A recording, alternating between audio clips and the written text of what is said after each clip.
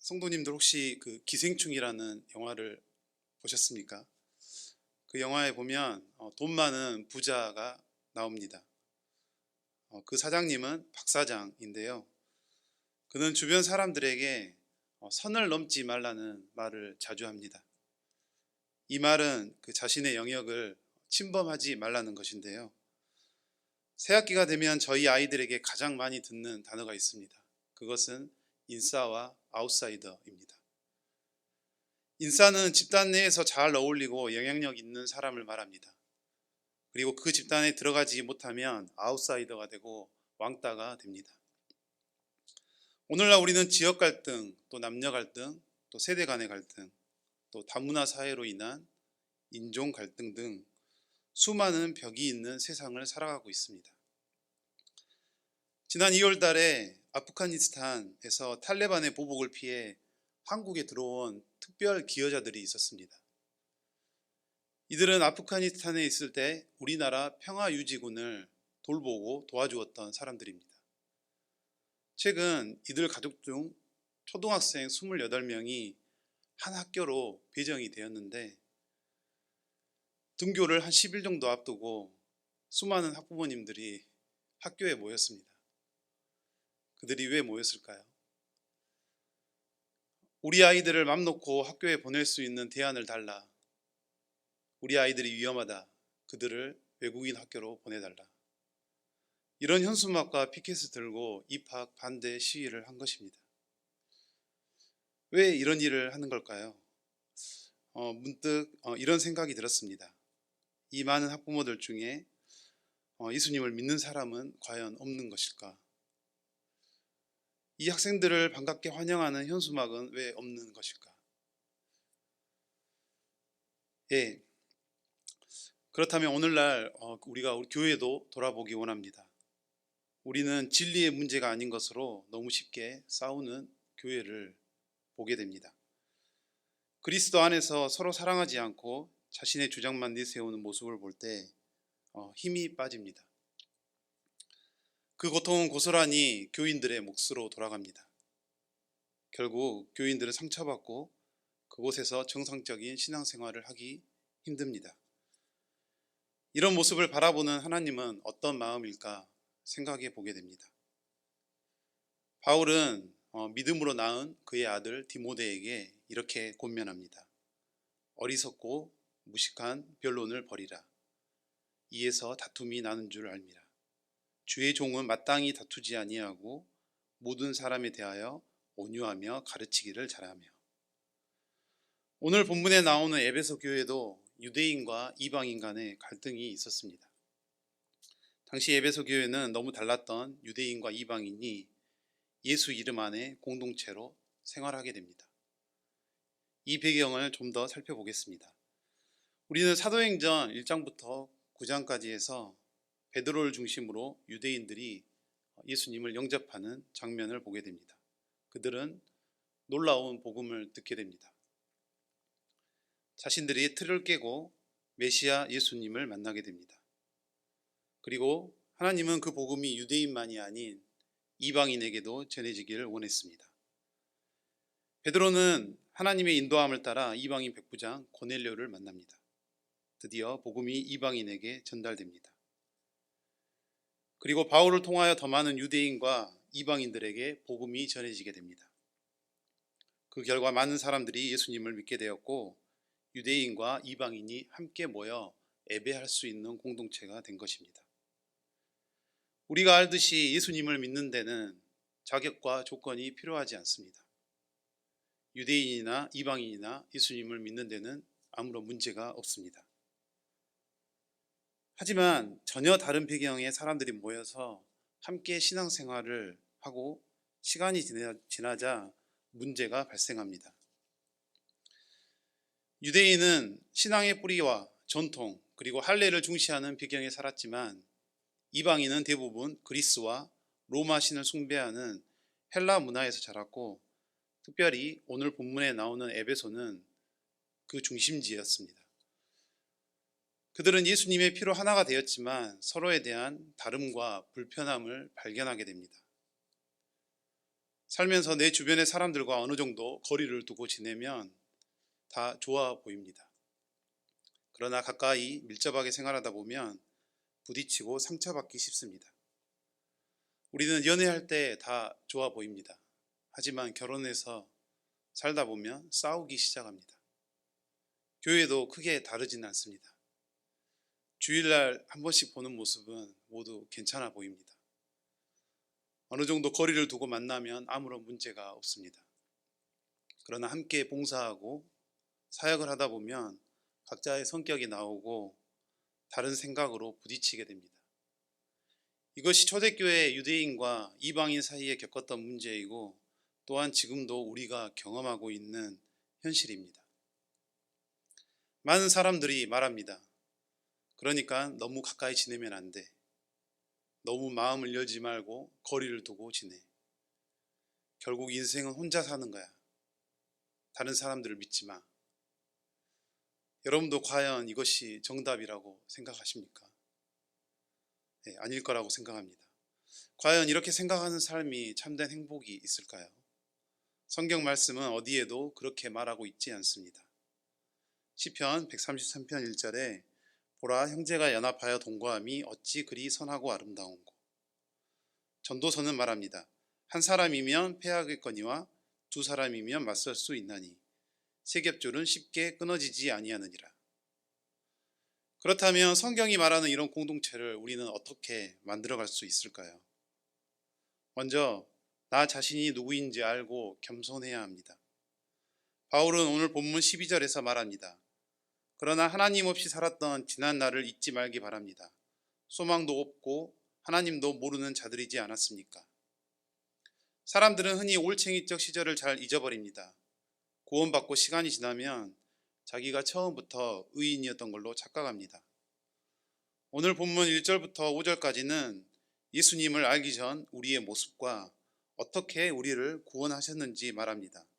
1절 말씀, 불순종과 죄로 인하여 여러분은 영적으로 죽은 사람이었습니다. 5절 말씀, 하나님의 뜻을 따르지 않아 영적으로 죽은 우리들에게 그리스도를 통하여 새 생명을 주신 것입니다. 여러분은 하나님의 은혜로 구원을 받았습니다. 출애굽할 때 이스라엘 백성들은 한 것이 아무것도 없었습니다. 하나님은 그들을 불쌍히 여기시고 그들의 탄식을 들었습니다. 그들은 애굽의 노예였고 하나님은 그들을 그곳에서 해방시켜 주었습니다. 그들의 공로가 아닌 전적인 하나님의 은혜로 그들을 구원해 주었습니다. 하지만 그 은혜는 오래 머물지 않았습니다. 광야에서 그들은 하나님을 원망하고 불평합니다. 교만해지고 겸손을 잃은 것이지요. 저도 일을 하다 보면 종종 그럴 때가 있습니다. 지난 2년 동안 제가 일하는 사진업계도 코로나 바이러스로 인해 많은 타격을 받았습니다. 하지만 저는 특별히 홍보를 한 것도 아닌데 하나님의 은혜로 촬영 계약이 계속되었습니다. 정말 하나님의 은혜였습니다. 하나님께서 나의 필요를 채워주신다고 생각하다가도 종종 이런 생각을 하는 저를 발견하게 됩니다.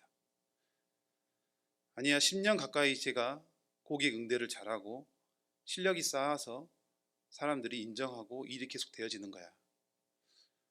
이것이 바로 하나님의 은혜를 잊어버리는 교만입니다.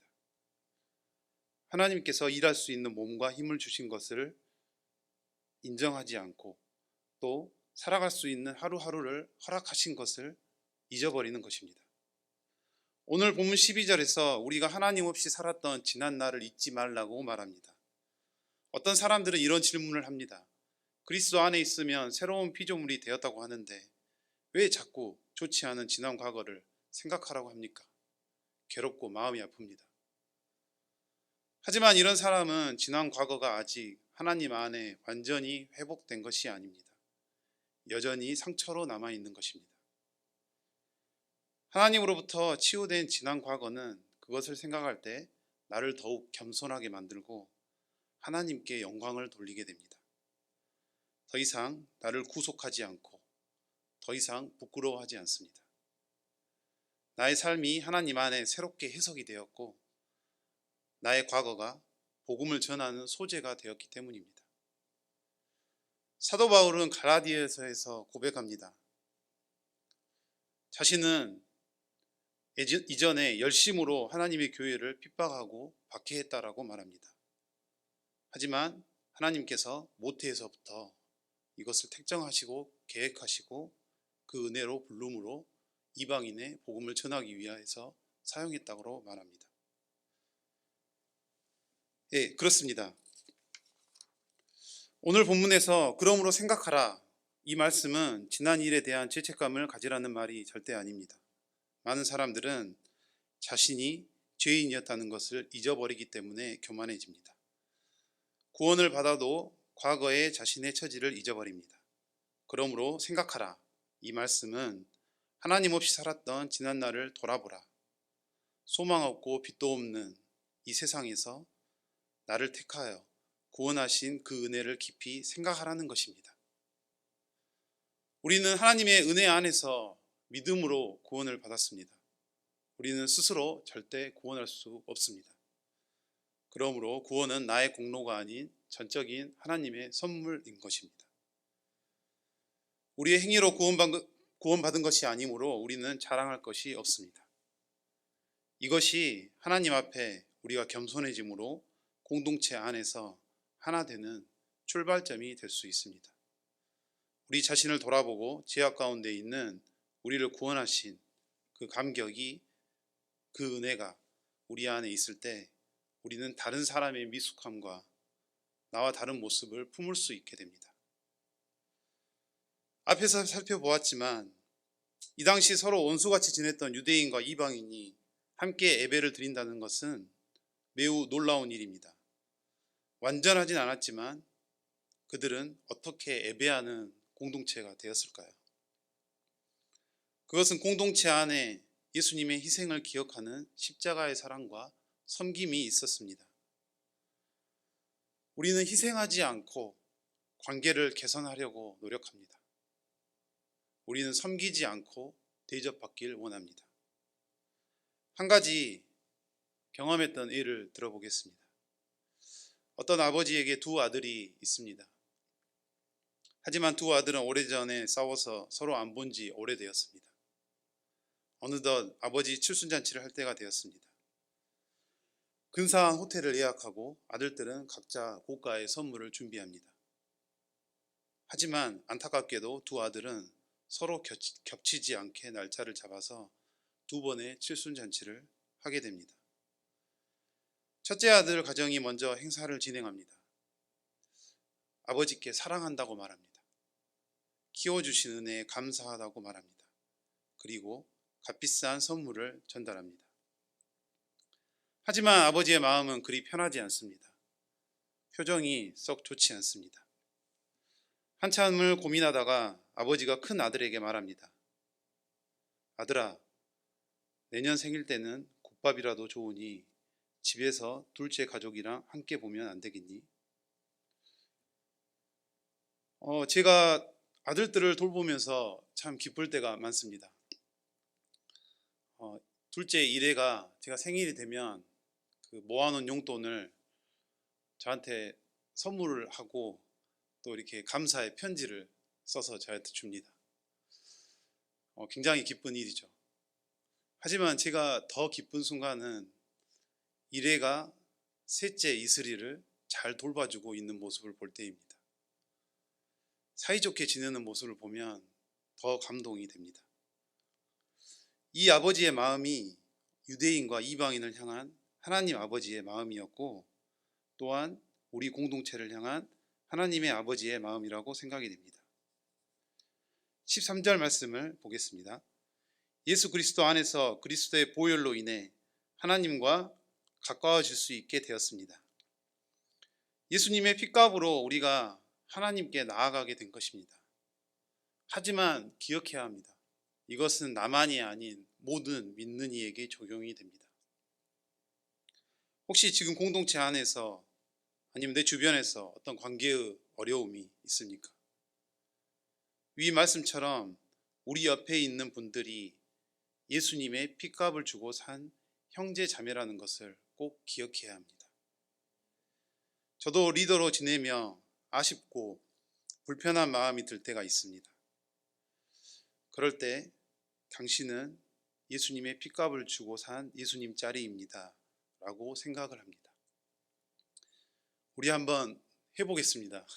옆에 분들에게 당신은 예수님 짤입니다 이렇게 해보겠습니다. 당신은 예수님 짤입니다. 예, 그렇습니다. 에베소서 6장 7절 말씀은 기쁜 마음으로 섬기기를 죽게 하듯 하고 사람들에게 하듯 하지 말라 이렇게 말합니다. 하지만 이것은 결코 쉽지 않습니다. 우리의 힘으로 하는 희생은 항상 후회가 남습니다. 우리의 힘으로 하는 섬김은 항상 억울한 생각이 듭니다. 그렇다면 우리에게 무엇이 필요할까요? 우리도 예수님이 꾸었던 그 하나님의 꿈을 꾸어야 합니다. 16절 말씀을 보겠습니다. 예수 그리스도는 십자가에 달려 죽으심으로 유대인과 이방인 사이에 가로막힌 미움의 벽을 허물어뜨리셨습니다. 이 둘이 하나 되게 함으로써 이 둘 모두 하나님과 화목하게 되기를 바라셨습니다. 네, 예수님은 미움의 벽을 깨고 하나님과 화목하게 되는 꿈을 꾸었습니다. 우리는 지금 어떤 꿈을 꾸고 있습니까? 우리는 무엇을 위해 살아가고 달려갑니까? 하나님의 꿈을 꾸고 기꺼이 십자가의 길을 가신 예수님을 바라보기 원합니다.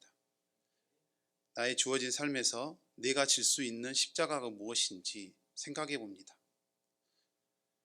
왜 저는 이제 와서 야간에 신학 공부를 하는지, 왜 잠은 자지 않고 이렇게 말씀을 준비해야 하는지, 사람들과 관계에서 인내하고 기도하며 왜 기다려야 하는지, 지금 저에게는 이것이 제가 하나님의 꿈을 꾸고 감당할 수 있는 십자가라고 생각합니다. 제가 할 수 있는 이 작은 드림이 누군가를 살릴 수 있는 일이 된다면 기꺼이 그 길을 가는 것입니다. 말씀을 정리하려고 합니다. 우리가 우리 자신을 돌아보기 원합니다. 죄악 가운데 있는 우리를 구원하신 그 은혜와 그 감격을 생각하기 원합니다. 하나님의 꿈을 꾸고 십자가를 참으신 예수님을 깊이 묵상하기 원합니다. 예수님께 배운 희생과 섬김을 나의 주어진 자리에서 살아가는 한 주가 되길 소망합니다. 우리 함께 기도하겠습니다. 우리가 아직 죄인 되었을 때 그리스도께서 우리를 위하여 죽으심으로 하나님께서 우리에 대한 자기의 사랑을 확증하셨느니라.